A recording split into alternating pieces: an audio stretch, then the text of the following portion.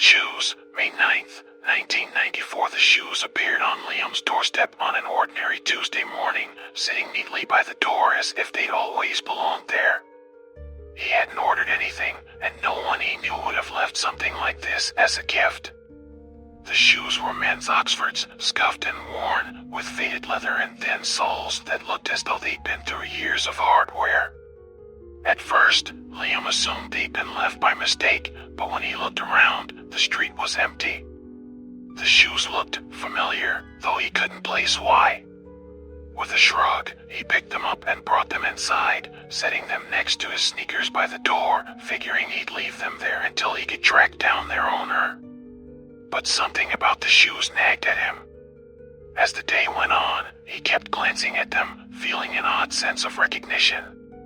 He couldn't shake the feeling that they were somehow his, though he knew he'd never seen them before.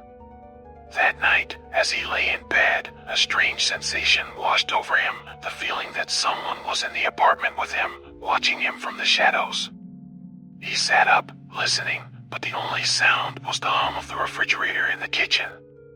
Shaking off the unease, he lay back down, telling himself he was just tired. But the feeling lingered, pressing against his thoughts as he drifted into an uneasy sleep. In his dream, he was walking down a dimly lit street, the shoes on his feet, their worn leather pressing against his skin. The air was thick and cold, each step echoing in the silence, and he could feel someone following him, their footsteps matching his own. He glanced over his shoulder, but the street was empty, cloaked in shadows that seemed to shift and writhe as he walked. The shoes felt heavy, as though they were pulling him forward, guiding him down the street toward an unseen destination. He tried to stop, to turn around, but his feet wouldn't obey. He was trapped, bound to the path set by the shoes, their weight pressing down on him, suffocating him. He woke up gasping, his heart pounding, his skin clammy with sweat. He glanced over at the door, and his breath caught in his throat. The shoes were no longer where he'd left them. Instead, they were sitting in the middle of the hallway, perfectly aligned, facing his bedroom as if waiting for him. The next morning, Liam felt a lingering sense of dread as he stared at the shoes. He couldn't explain why, but the sight of them filled him with a cold, gnawing fear. He tried to ignore it, brushing off the feeling as leftover nerves from the strange dream, but he couldn't shake the unease that clung to him like a shadow.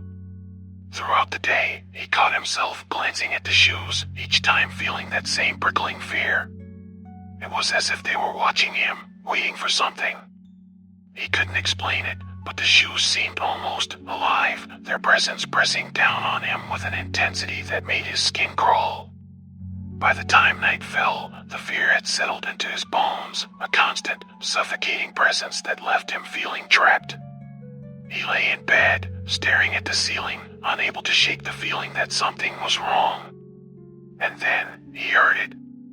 The faint sound of footsteps coming from the hallway. His breath caught in his throat as he sat up, listening, his heart pounding. The footsteps were soft, almost hesitant, as if someone were walking slowly, cautiously, making their way toward his bedroom. He told himself it was just the building settling, just the pipes or the wind, but the sound was too distinct, too deliberate. The footsteps stopped just outside his door, and he held his breath, waiting, his body tense with fear. The silence stretched on, thick and suffocating, pressing down on him like a weight. Then he heard it, a soft, rhythmic tapping against the door, like someone knocking, almost politely. He froze, his heart hammering in his chest as the tapping grew louder, more insistent, each knock a sharp, precise sound that sent a chill down his spine. Finally, after what felt like an eternity, the tapping stopped. The silence returned, but the fear lingered, gnawing at him, leaving him breathless and shaking. The next morning, he found the shoes had moved again. This time, they were sitting at the foot of his bed, perfectly aligned, facing him. The strange occurrences continued, each night growing more unsettling. The shoes moved on their own, always drawing closer, as if they were following him, tracking his every move. He would find them in different places around his apartment, in the bathroom, by the kitchen counter, even by his bed, always facing him, always waiting. He tried to throw them away, carrying them down to the dumpster in the alley behind his building.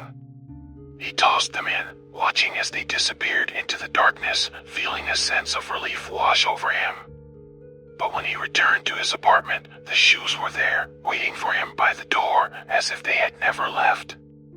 Desperation clawed at him, and he tried everything he could think of to get rid of them. He threw them out, buried them in the park, even left them on the edge of town, but each time they would return, always waiting for him, always facing him, their presence growing more oppressive with each passing day.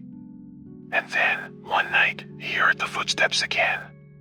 They were louder this time, heavier, echoing through the silence as they moved through the apartment, drawing closer, each step a slow, deliberate sound that made his blood run cold.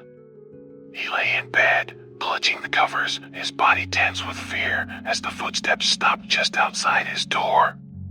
The tapping started again, louder and more insistent, each knock a sharp, precise sound that sent a chill down his spine. He couldn't take it anymore. He threw off the covers, crossing the room in 3 quick strides, and yanked the door open, his heart pounding with a mixture of terror and anger. But there was nothing there. Just the dark, empty hallway, stretching out before him like an endless void. He let out a shaky breath, his hands trembling as he closed the door, trying to calm himself. He turned, ready to crawl back into bed, but froze. The shoes were there, sitting in the middle of the room, perfectly aligned, facing him. A chill washed over him as he stared at them, his mind racing with fear and confusion. He hadn't brought them in. He hadn't touched them. But somehow, they had found their way into his room, watching him, waiting. And then, he saw it. The faint outline of wet footprints leading from the shoes, trailing across the floor like something had walked through water and left a path in its wake. The footprints led up to his bed, stopping just where he slept. That night, he didn't sleep. He sat up, his eyes fixed on the shoes, his body tense with fear as the hours dragged by in a suffocating silence. And in the morning, the shoes were gone. But the footprints remained.